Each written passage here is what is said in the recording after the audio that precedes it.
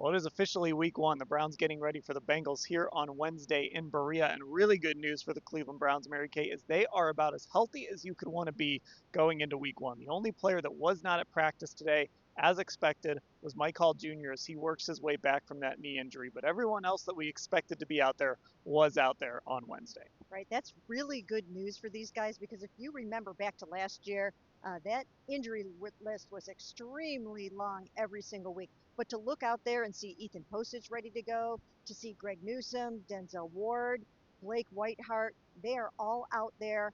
They're practicing and they are gearing up for these Bengals as healthy as I've seen them in probably years.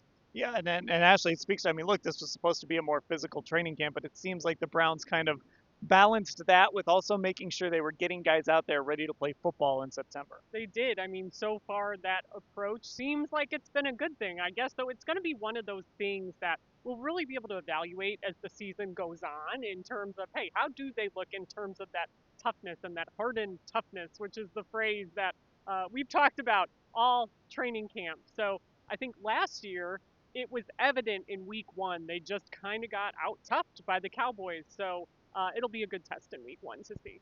Okay, now we also heard from Joe Flacco today. Of course, he will be making that start on Sunday. I mean, who had on their bingo card even a year ago or 5 years ago or whatever that Joe Flacco would be the starting quarterback for the Cleveland Browns in 2025? But here we are. And Mary Kay, look, the vibes are high whenever Joe Flacco goes out there for the Browns. That's right. The vibes are very high. Everyone is so excited for him to make this start. Defensive guys, offensive guys.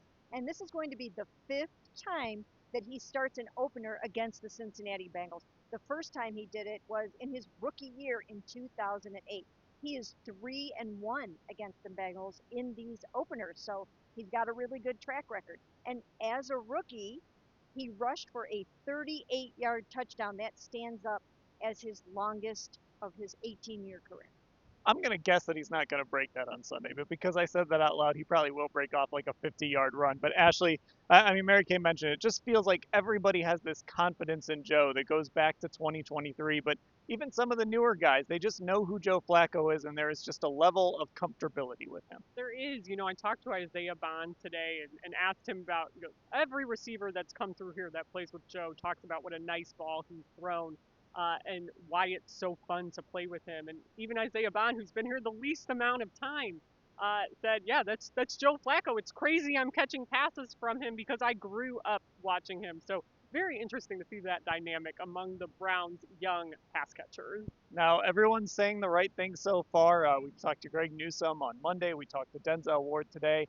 Everybody's keeping things low key, but we know that this secondary loves the opportunity to go up against the Bengals, Jamar Chase, T. Higgins, Joe Burrow. This is always a fun matchup to see these guys go against each other, Mary Kay, and just very low key, you can tell they're ready for it. Oh, they certainly are. Usually there's some good natured drawing going back and forth between Jamar and the Browns cornerback. We haven't really heard anything like that so far. They're all being very positive, saying the right things, trying not to put any bulletin material up.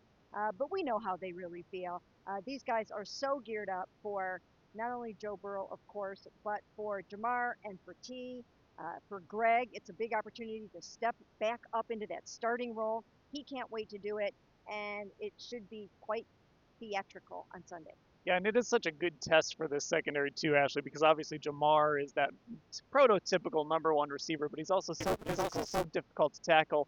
T. Higgins a bigger target. It's just this is a very challenging matchup for anyone, but again, this secondary just loves it. They do love it. And, it's interesting because we've talked to guys about it this week, and it's something you see in this matchup. Denzel Ward typically doesn't get a ton of targets. They try to avoid him. So I think that's where some of the back talk in recent years has really come down to. And he said today he would love to get all the targets that they're going to give him. But yeah, I think overall, you look at the trash talk in this series. I think Jamar Chase learned from a couple of years ago from his elves comment when these guys just got all the mileage they could out of it. And I believe that was the Bengals have won 4 out of 5 here. I think that might be the last time the Browns actually beat the Bengals. So yeah, Jamar Chase maybe learned a lesson that day. All right, it is Bengals week. It is real football week. We will cover everything that happens leading up to that game at cleveland.com/Browns.